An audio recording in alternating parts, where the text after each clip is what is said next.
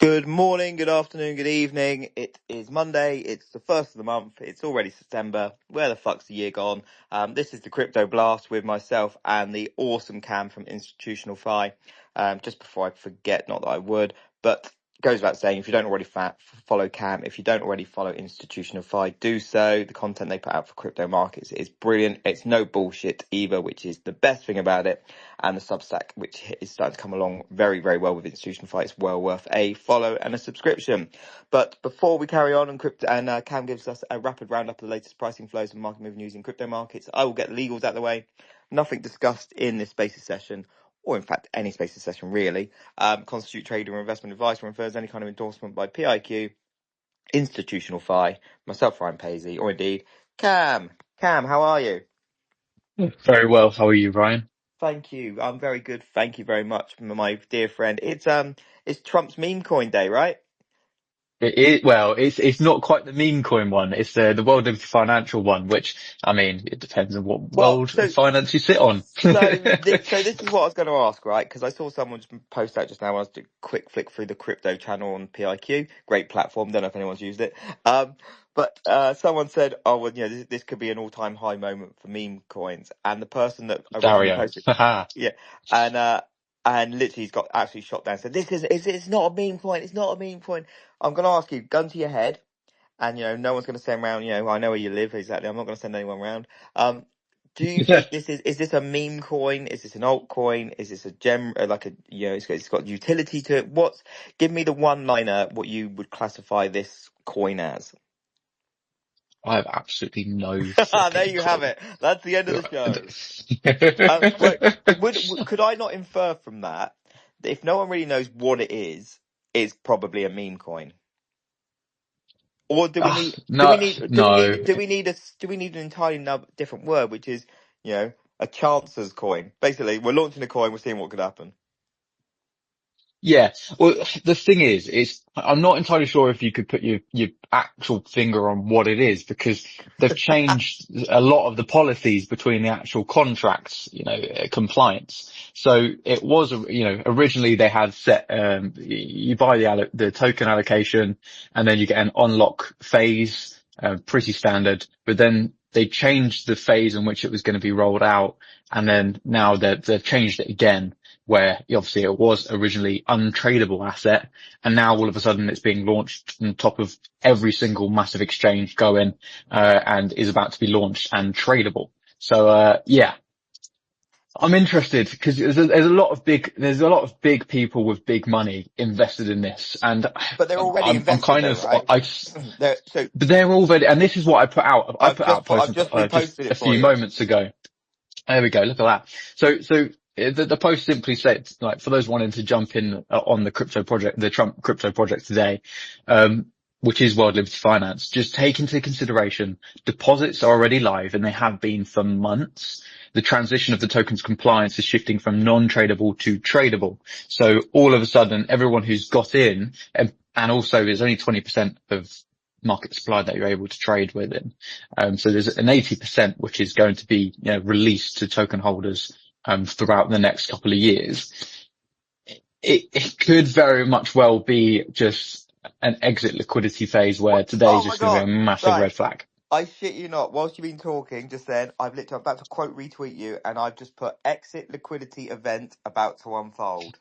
No. But equally, I think with today, especially being a bank holiday in the US, retail's already like going to be driving the price action for the most part. And retail do very funny things. And Yeah, you could just, that's a very, very politically correct way of saying it. I love what you've done there, to be honest. Love your work. oh dear. Yeah. Yeah, it's one of those things where if it was a regular market day, yeah, volatility would be high. Expect that to be tenfold today. That personally, I wouldn't touch it with a barge pole, but there we go. Well, look, I appreciate that this was a bit out of out of the running order that we normally do, but I do think it was something that we really wanted to get out the way at the top of the show because and I know you've got more to probably to talk about it in a second anyway. But anyway, sorry for my questions. Back to you. What's been going on in crypto markets? No worries. No, it's good to touch on these things, especially straight away. And it is probably the main conversation topic for today. So if anybody's got any questions, you're unsure of anything, just feel free to reach out to me in the DMs. I'm sure we can provide you with some excellent content and how to stay safe and all the stats and figures, which is public knowledge. So jumping Absolutely. into the crypto markets and providing a little bit of an update, unless you've had your head buried in the sand, most of this news won't be, major red flags to you. So Bitcoin pulled back heading into the start of September. It fell to a price of $107,292, which was around 14% below its all-time high. Crucially though, still holding above the $100,000 mark, which again, something that we reiterate time and time again. It's amazing that BTC's been able to come to $100,000 and sustain Yeah. momentum above it, Yeah. despite, a 14% pullback. So red September, seasonality trends that we'll talk about in a moment. So BTC, I mean, it was trading at $109,000 when I originally wrote this, but I believe it's shifted around about $800. So coming in at $108,766, at this time of recording. The technicals to watch, BTC is boxed between its 100-day moving average and its 200-day moving average. The 100-day moving average is $108,010. The 200-day moving average is $100,800. So downward momentum may persist as September closed red in 8 of the last 12 years. ETF outflows as well hit around $751 million in August, driven by profit taking and reduced liquidity. That being said, this current market based around 105,000 to 110 remains pretty strong with a lot of liquidity sat in the buy side. Just even taking a look at the order book, there's a lot of buyers interested, especially around 107,000. So again, we'll as we go through the week, we'll continue to monitor this. If we have a little look toward Ethereum caught support near around $4,400, and it's exactly to the penny where we're trading at this moment. The sector rotation is led mainly by institutional interest. ETH spot ETF saw a net inflow of over $1 billion from August 25th to 29th, with BlackRock's ETH A capturing $968 million of that. Bitcoin spot ETFs recorded a $441 million net inflow last week, and again, led by BlackRock's IBIT, which captured around $248 million. So the preference from especially BlackRock's clients recently has definitely been steered toward Ethereum rather than BTC. At a glance, looking at the crypto sector, XRP trading at $2.77, BNB at $852, Solana just a few cents underneath $200. So this is where we're going to get into the news portion.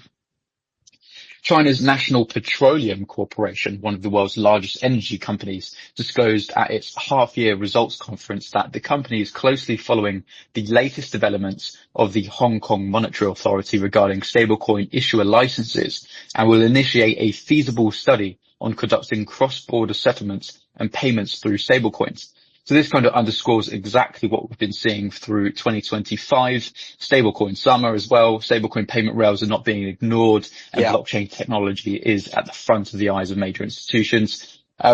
You're wondering why? Well, they are actively comparing, the current payment rails that exist against the ability to potentially improve cross-border payments, reduce transfer and settlement fees. Yeah, right. So yeah, on paper, that's what they're doing. But also when you got things like the Chinese National Bank, etc., people like that looking at it, one of the reasons they will be looking at it is they'll be fearful, is this a way for people to basically mitigate using us and then bypassing us with payment flows and whatever? Because we do know, central banks in general like to try and keep their fingers in everyone's pockets, regardless of how they do it.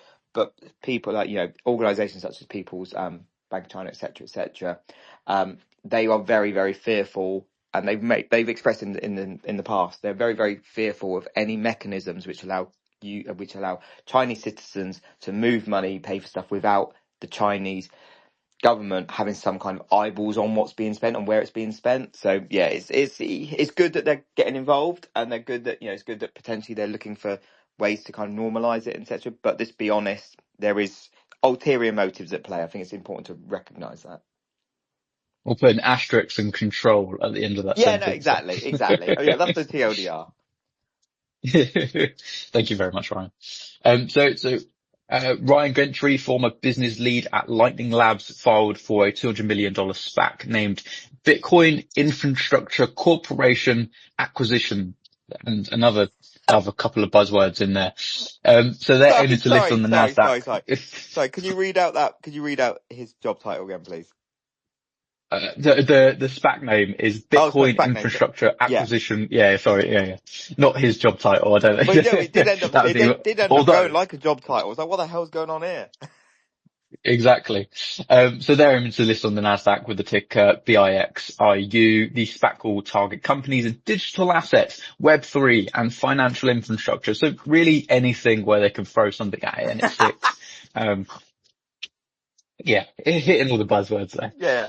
The DeFi Development Corporation, again, Nasdaq listed, DFDV, announced the purchase of over 400,000 Solana tokens worth $77 million, bringing their total holdings of Solana up to 1.8 million. This was valued around $371 million. The acquisition was funded through a recent equity raise with over $40 million in net proceeds, remaining for future SOL purchases to their treasury operations. Again, another Nasdaq listed company, Caliber, announced that its board of directors has formally approved the digital assets treasury strategy, the DAT strategy. We're hearing this actually come up quite often in corporations at the moment, DAT strategy, and the DAT, policy, which is the digital asset treasury policy, planning to allocate a portion of its treasury funds to purchase link tokens from the Chainlink protocol for long-term appreciation and staking yield generation. According to the crypto reporter Eleanor Terrett, the US CFTC is set to issue guidance clarifying registration rules for Foreign Board of Trade, aiming to provide a compliant pathway for non-US platforms to serve American users. Acting chair to the CFTC said that the move seeks to restore crypto policy activity that fled under the Biden-era regulations, reaffirming a legal framework that was put in place in 1990. 21 Shares has filed an S1 with the US SEC for the launch of a 21 Shares SEI ETF, which is SEI, which seeks to track the price of the SEI tokens and earn a portion of staking rewards where legally permissible. SEI will be held in custody with Coinbase custody, and authorized participants may subscribe and redeem shares in cash or in kind. Chainlink partners with the US Department of Commerce to bring macroeconomic data from the Bureau of Economic Analysis on-chain, including real GDP, PCE price index, and final sales to domestic private purchases. Updated monthly or quarterly, the data will initially be available on 10 blockchain ecosystems. I can name all of them, but the information's out there. What I thought was quite funny about this one, and I did put a post on it last week, was that this means that the US government now has to purchase 11, I think I put 10 of your cryptocurrencies, but I think it's actually 11 or 12 in order to operate and to send the data on chain and make it verifiable. Right. So I was poo-pooing this last week because I said, look, this is just one of those headlines that sounds great, etc. But look, can you at least sort out, the data that it's reporting first? Because the quality of US data in terms of how it's gathered, etc., is bollocks at the moment. They've completely ballsed up a load of it. So that's one thing, right? And now you're saying we're even getting it on the blockchain is a massive aggro. Yeah, I think my joke is that, for years you're like, oh, I'm going to buy these altcoins and the government's going to buy them. And now they literally have to in order to submit the data, that they want to publish. So it's just a funny note and add on to that. But yeah, just small chains like Sonic and Linear and Mantle and ZK Sync, ones that, these names that don't really pop up too often are on the list, alongside Ethereum, Base, Arbitrum, and some names that we would recognize. So Tron has voted to reduce its network fee by 60%, aiming to maintain its dominance in the stablecoin transfer space. Founder Justin Sun noted short-term profitability will drop, but long-term user growth is expected. So quarterly fees reviews will be introduced. Over $80 billion in just a note added onto it. Over $80 billion in stablecoins currently sits on the Tron ecosystem. So that is the second largest network that stablecoins sister within. And this is after Ethereum. So not a small cut in their network fees, 60% as mentioned.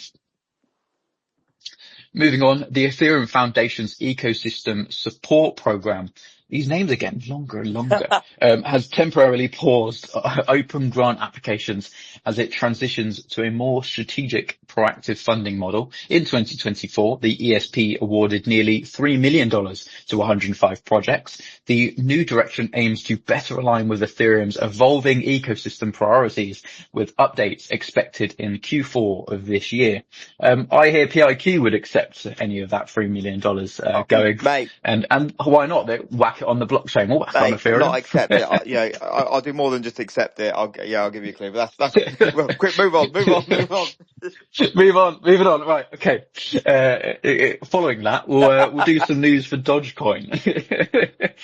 So according to Fortune, Elon Musk's personal lawyer, Alex Sparrow, is set to chair a proposal Dogecoin treasury company aiming to raise at least $200 million and pursue a public listing. Sources say that the initiative has received authorization from House of Doge, which is the official entity established by the Dogecoin Foundation in early 2025 to lead the development and production of Dogecoin. So, in terms of meme coins, if any of them are going to have a treasury, why not be the one that has over $32 billion market cap? Moving on. Grayscale filed we'll quickly jump on away from that topic. Grayscale filed an S1 registration with the SEC to launch Polkadot and Cardano ETFs. So DOT and ADA are the tickers there, following up on its previously submitted 19B4 filings. This is part of their routine product listing process, not a new application. 21 Shares has launched their first ETP tracking Hyperliquid, the ticker HYPE, which is of course the DEX, which allows you to do 1,000x leverage trades. That seems sensible. So on the sixth Swiss exchange, providing institutional investors with regulated exposure to the decentralized perpetuals exchange. Data shows that since its launch in 2023, Hyperliquid has recorded over $2 trillion in cumulative trading volume, with the daily trading volumes exceeding $8 billion. Is not a small amount of money that's being traded on Hyperliquid. No, that's serious. But $2 trillion in cumulative trading volume since 2023. Massive. El Salvador's National Bitcoin Office announced that it had split its previous single address reserve of over 6,000 BTC, worth $682 million, into 14 addresses with no more than 500 BTC in each, to enhance security against potential quantum computing threats. Notably, the office claims to buy 1 BTC daily, but IMF documents indicate that the government has made no new purchase since February. That IMF document they were quoting is about 2 months old. So interesting. Again, the topic of quantum computing often comes up in the crypto blast, and it's interesting to see, a national Bitcoin office go, actually, we're going to see these threats viable and split, our single address reserve into 14 separate addresses. I mean, if you're a retail trader, likelihood is, you're not going to be worrying about 14 different wallet addresses, 14 separate seed phrases, and then backing up that, multiple times. But there is something to say in terms of, if you're doing self-custody and you are worried about any threats to security, splitting your addresses is quite a sensible course of action. Yeah. At the Asia Bitcoin Summit, Eric Trump stated that Bitcoin will reach $1 million in the future and could climb even higher. He described Bitcoin as Digital gold, a scarce asset for value storage.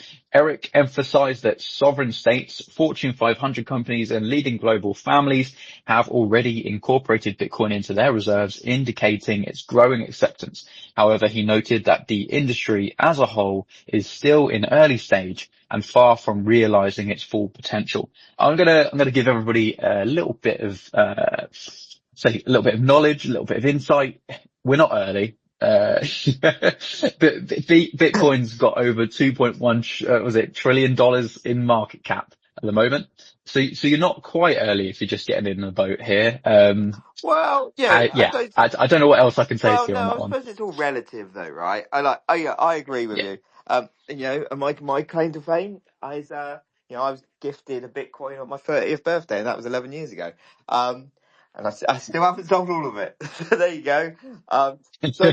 Yeah, you're right. In a material sense, it's not early, but we have to be fair. We do talk about on the show a lot about the progress made for in terms of the reducing the barriers to entry and making it more easily accessible to people that aren't kids that stand in front of sat in front of their computers all day.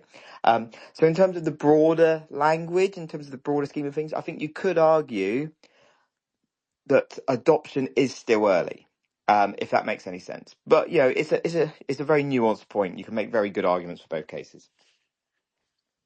No, absolutely. And I always caveat that statement where saying you're not early, but it's not too late to learn. Um, Oh yes, yeah. yes. God, right.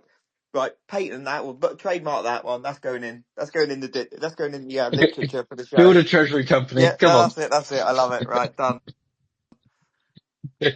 So we'll move on from there. So according to Bloomberg, Metaplanet has seen its stock drop over 50% since mid-June. The company plans to raise over $884 million through overseas share sales and will vote at its September 1st shareholder meeting on issuing up to $555 million preferred shares, expected to raise $3.8 billion to expand its BTC holdings. Interestingly enough, Eric Trump has been granted 3.3 million shares. Oh, there we go. This follows obviously the Asia Bitcoin conference where they were both in attendance, the CEO of Metaplanet and Eric Trump. Again, so just following this, I suppose it was actually after the release of the shareholder meeting that they had. Japanese company Metaplanet has announced the additional purchase of 1,009 bitcoins for approximately 16 billion yen, which is around $112 million. The company now holds a total of 20,000 bitcoins, with a cumulative purchase amount of approximately $2 billion. Metaplanet has passed Riot Platforms, which is the Bitcoin miner, to become the sixth largest corporate Bitcoin holder. If we go back to, November of last year, they were nowhere near that top 10. No. Now they're the sixth largest corporate holder of Bitcoin, which is really impressive stuff. Yeah, definitely. And also just a moment ago, we noticed that their stock had dropped 50% since mid-June. I believe from December to around March, it was up over 1,000%. So again, Yeah. This was the froth it's all does need to be relative. blown off. Yeah, indeed it does. Probably one of the biggest institutional stories of the day. Japan Post Bank will issue the DCJPY digital currency in its fiscal year of 2026, enabling instant conversion with savings accounts and using trading security tokens and NFTs, aimed at activating its $1.2 trillion in deposits and attracting younger users. The bank may also support local government subsidy payments via the DCJPY token. So yeah, very interesting story coming out from Nikki this morning.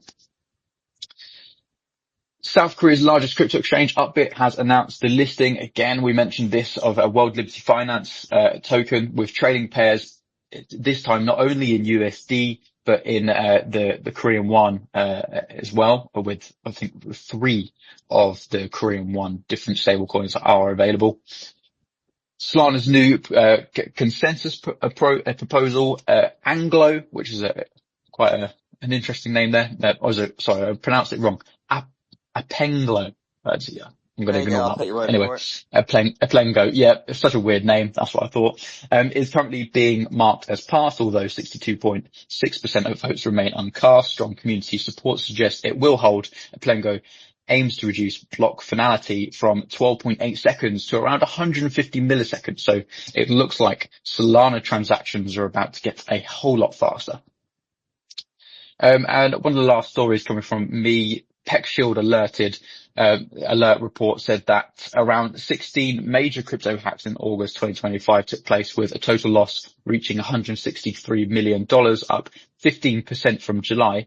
BTC Turk was hit with another major breach, losing around $50 million following a $54 million hack in June of 2024, bringing its total loss to over $100 million.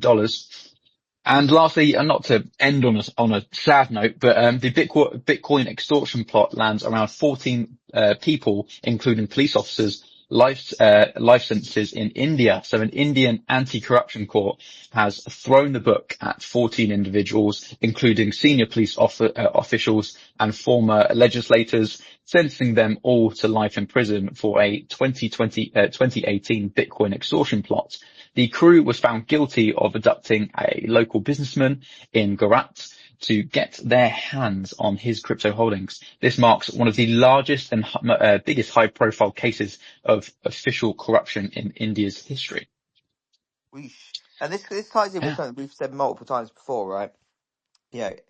I don't understand why people brag about having, gazillions in crypto and whatever, and then we're walking on the street, because you're basically putting yourself out there as a target. There is that.